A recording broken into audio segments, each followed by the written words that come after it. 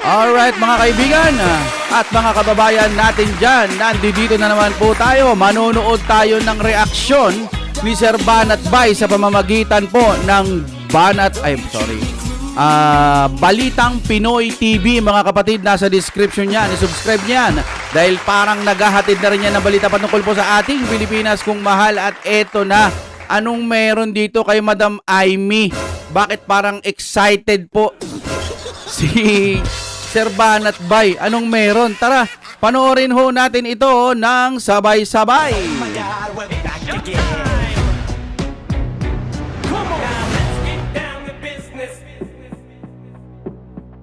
Okay, syempre kapag hindi ka pa internet kasi nila ang bilis-bilis sa fiber ni Juan. Kontakin nyo na, baka meron na yan sa inyong lugar. Napakamura na at ang bilis-bilis pa. Fiber ni Juan. Okay, i-play na natin. Anong meron dito? So, itong video na ito, ipapakita ko sa inyo itong video na ito. At panoorin nyo po at lawakan po natin ang ating isip. Bigyan po natin ng kaliwanagan ang mga sinasabi niya po dito. At atin po itong pakinggan ho talaga.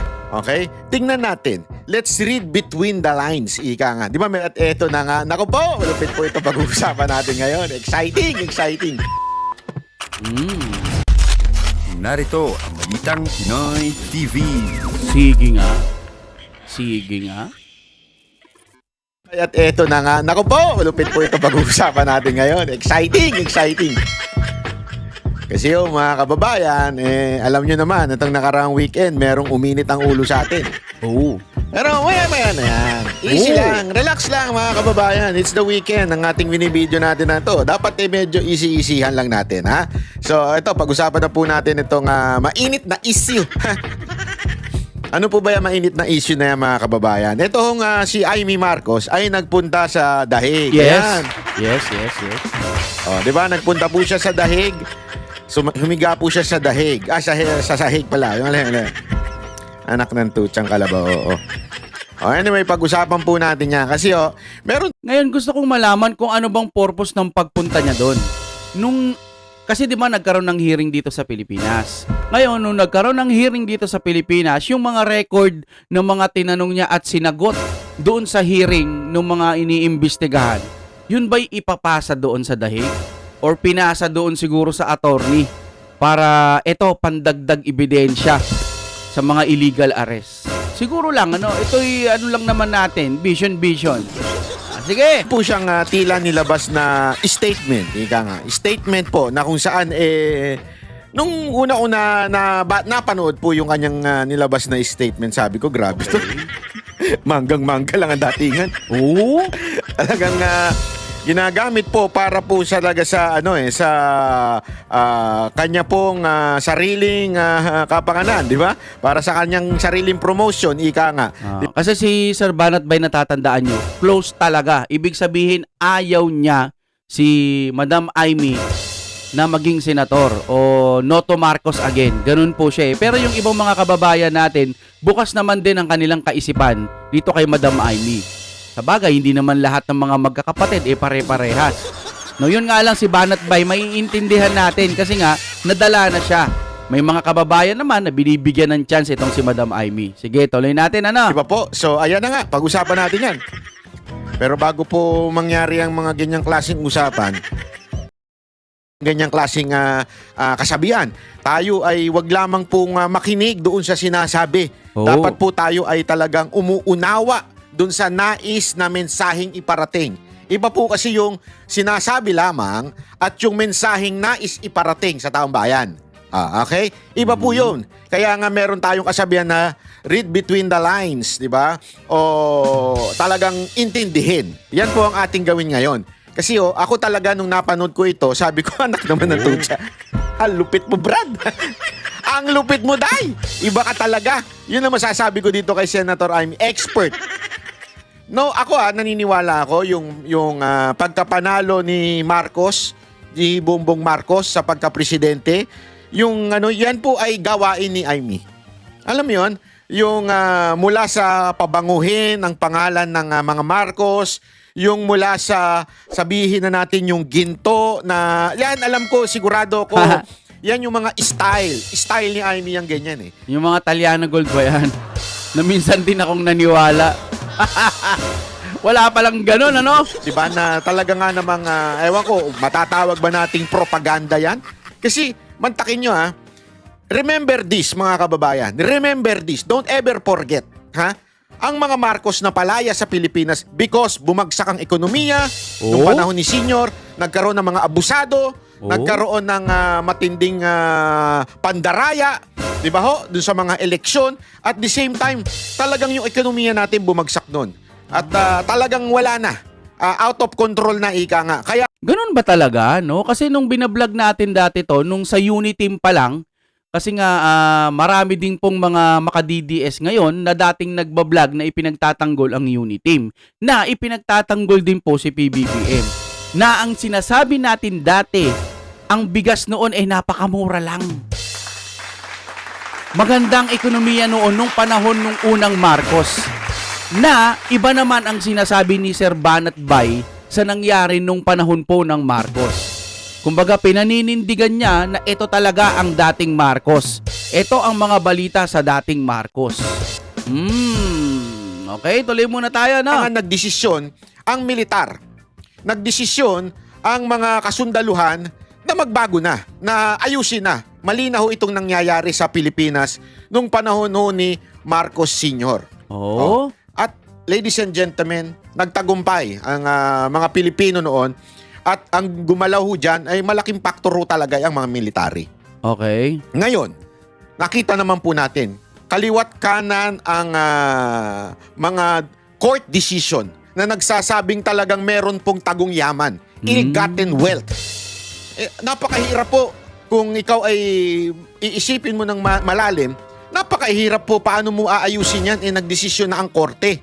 Marami na ang korte yung nagdesisyon na meron talagang ill-gotten wealth. Ultimo nga sa tax, Supreme Court na ho yun. Executory ho yun. How can you turn over the tides sa gitna ng mga ganyang klaseng mga desisyon ng korte? Ito hindi akusasyon Iba ho yung akusasyon sa meron ng desisyon. Ito ho'y guilty. Mga guilty na desisyon ng korte. Napakarami po niyan. Oh. Even US court, di ba? May mga ganyan desisyon. How did they turn around the perception ng mga tao? Napakahirap niyan.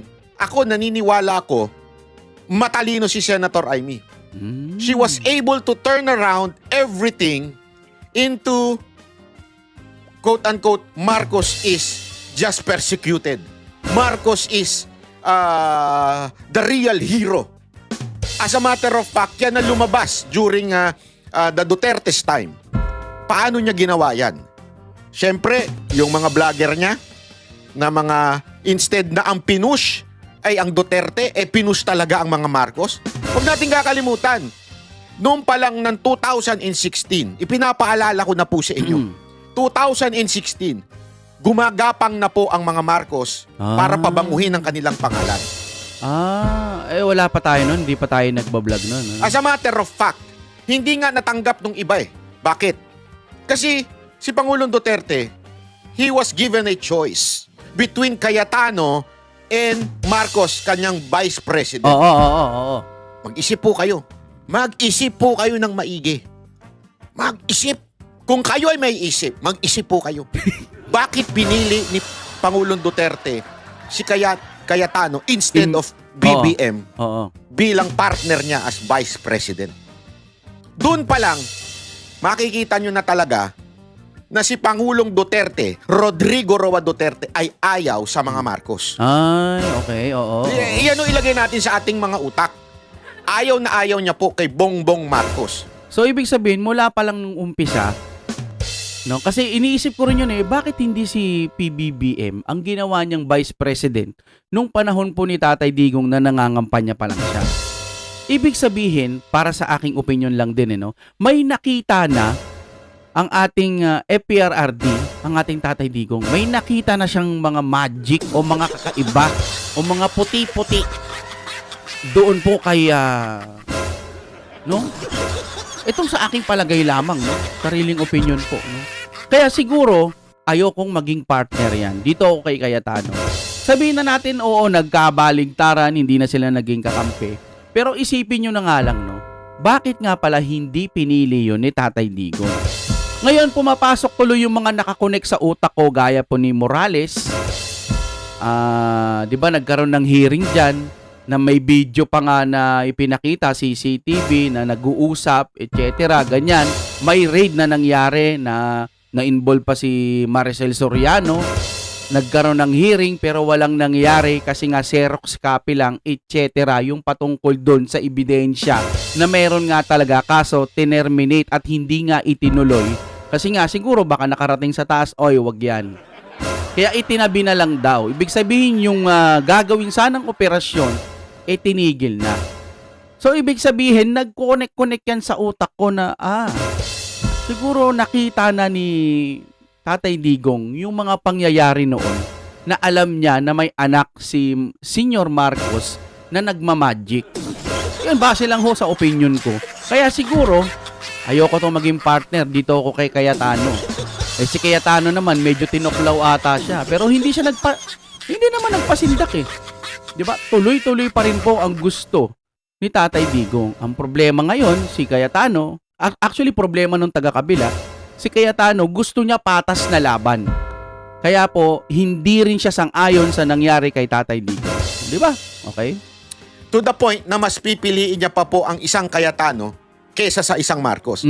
Sa mga nanlalait kay Cayetano, wala tayong problema. Yan ay karapatan ninyo. Oo, yung lalo na yung Boy 10K, naalala niyo yun. No? Pero hindi siya napikon doon, Diba? no? Pero, hindi nyo mabubura na mas pinili ni Pangulong Duterte si Cayetano kesa kay Marcos. Bakit? Abay, malamang sa malamang, based in your own opinion, amay malamang sa malamang, ayaw niya talaga to si Bongbong. To the point, pinili niya yung iba. O, tanggalin na natin sa ating usapan ngayon, yung argumentong ba't pinili niya si Cayetano. Hindi, tanggalin na natin yan. But the point is, hindi niya pinili si Bongbong Marcos. Bakit? Ayaw niya.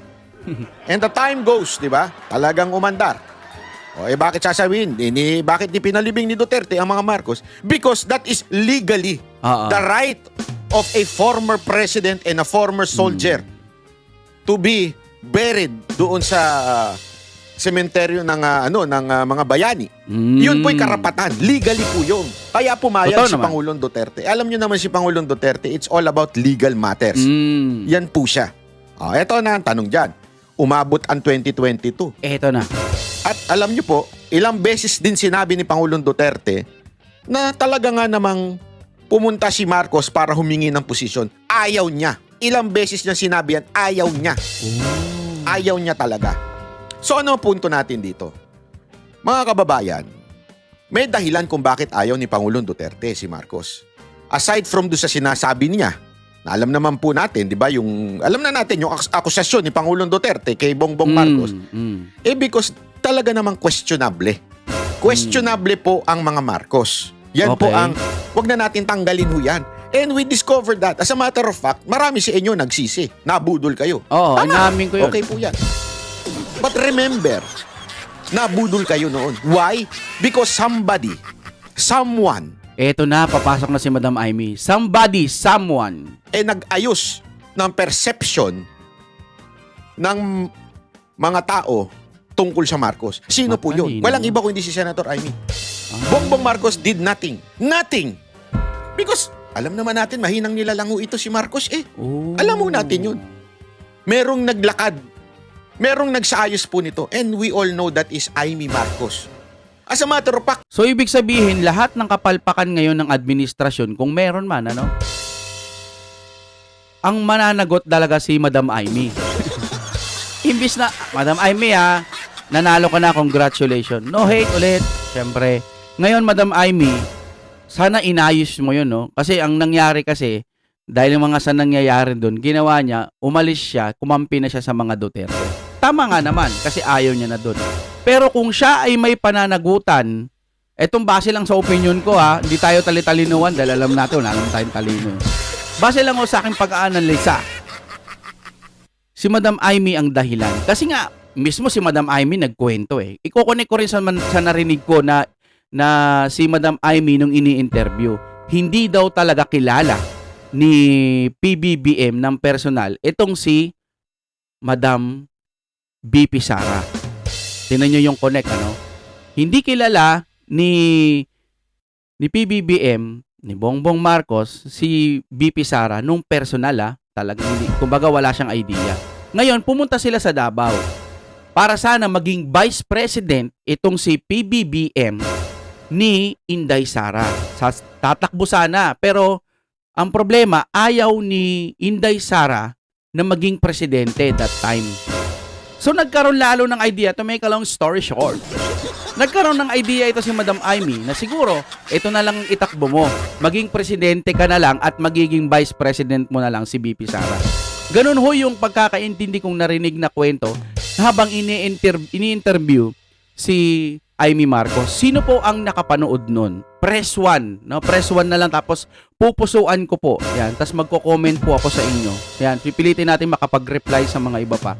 Napanood ko yun eh.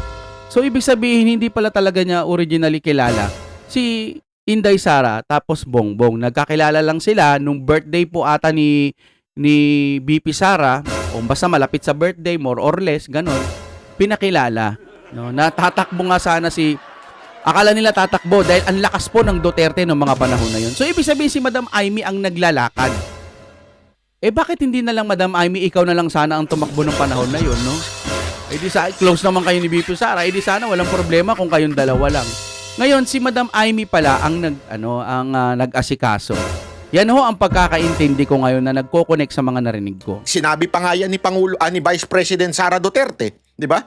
Na pinakiusapan siya ni Senator Amy tumakbo bilang Vice President kasi hindi sila mananalo kung sila lang. Okay. Yun nga, umabot nga sa ganon. Tama yung kwento ko, no? Natalo nga silang Vice President sa hindi pa kilala. Hindi kilala yung si Leni Robredo nun pero natalo sila. So ibig sabihin talaga, it was Amy who is making a way for the name of Marcos to be somehow ma-redeem. Yun ang pinaka-foundation, bottom line ng lahat ng ito. It is just to redeem the name of Marcos. Nothing else. And everything that is happening right now, okay? Ngayon, lahat po nangyayari ngayon o ginagawa ni Senator Amy, it is not for the Duterte. It is for redeeming the name of Marcos. Okay, patungkol naman dyan, kasi narinig ko rin nga sinabi ni Madam Amy, yun nga, di ba dati nasira ang dating Marcos. Marami naging issue. Ngayon, pagbalik nila, gusto niya kasi maayos yung pangalan nila. Maka-epic comeback sila. Eto na kami. Mali ang inyong pagkakaintindi sa mga Marcos. Yun yung parang, kumbaga, ilapit natin sa mas madaling maintindihan ng aking utak. Kumbaga, ito yung marketing strategy niya na kinagat ulit ng masa. Ang problema, Madam Amy, maganda man ang inyong intensyon, pangit naman ang kinalabasan. Kasi nga, ang iyong kapatid, base lang din ulit sa ating opinion, walang kakayahan. Hindi siya ganun katapang. Biruin mo, si Pangulong Duterte dati, gustong i-impeach daw si Madam BP Leni dati. Tinanong si Pangulong Tatay Digong kung ano ang reaksyon niya doon. Sabi niya, wag, hindi siya sumasang-ayon. Ayaw niya ng impeachment kay Leni Robredo at walang natuloy, walang ganon na nangyari. Alala niyo yon? Ganong katapang po si Tatay Digong. Yung panahon ngayon, wala naman nagagawa, hindi. Ayaw din sa impeachment kuno ni PBBM, pero wala naman siyang ginagawa. Bakit itong isa? Si Tatay Digong kaya niya na i-block, walang magpapa-impeach diyan dahil ibinoto yan ng taong bayan. Pero bakit ngayon hinahayaan mo lang si BP Sara na kasuhan na kung ano-ano pa man? Bakit parang ewan ko lang, napakahina para sa akin. Akala ko dati malakas. Ipinagtatanggol natin. Ang daming nagtatanggol dyan dati. Nakikita kasi namin So, Madam Amy, itong ini-endorse mong product, hindi na nagugustuhan ng mga tao. Parang gano'n, Kung sana ikaw na lang. Kung talagang kaya mo naman, ikaw na lang sana nung gumawa nung lahat para mapabuti ulit yung tingin ng tao sa mga Marcos. Yung sana, di ba, mas maganda? Ang problema, yung pinakita mo sa Shopee, Iba doon sa personal. Paglabas ng product, pag-deliver, iba.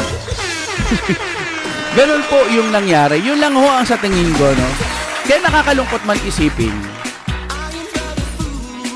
Nakakalungkot man isipin, Madam Amy. Ngayong nanalo ka na dyan, wag lang ang pangalan ng mga Marcos ang linisin mo.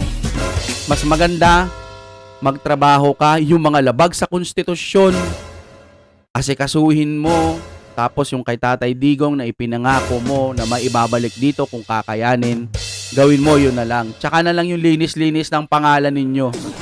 Ewan ko lang kung may magtitiwala pa. Pero ako, pwede pa naman ako magtiwala kay Madam Amy. Pwedeng oo, pwedeng hindi kasi ako nagmamasid pa. Pero si Banat Bay, sarado na ang utak niya. Ayaw niya na kasi ayaw niya nang masaktan ang mga kababayan natin. Gano'n naman ang pagkakaintindi ko kay Sir Banat Bay. Concern lang naman siya. No to Marcos na lang para walang away. No, gano'n, di ba?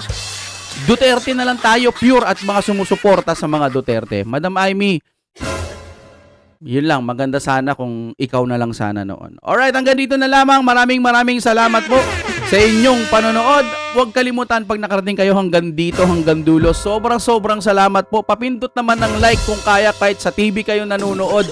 Meron like dyan. Sikapin nyo na lang. Tapos sa mga cellphone lang o sa mga abang may ginagawa kayo, palike lang, papindot na ng like. At mag-comment kayo ng kahit number 1 lang o kaya napakagandang etc. Salamat po sa inyong panunood.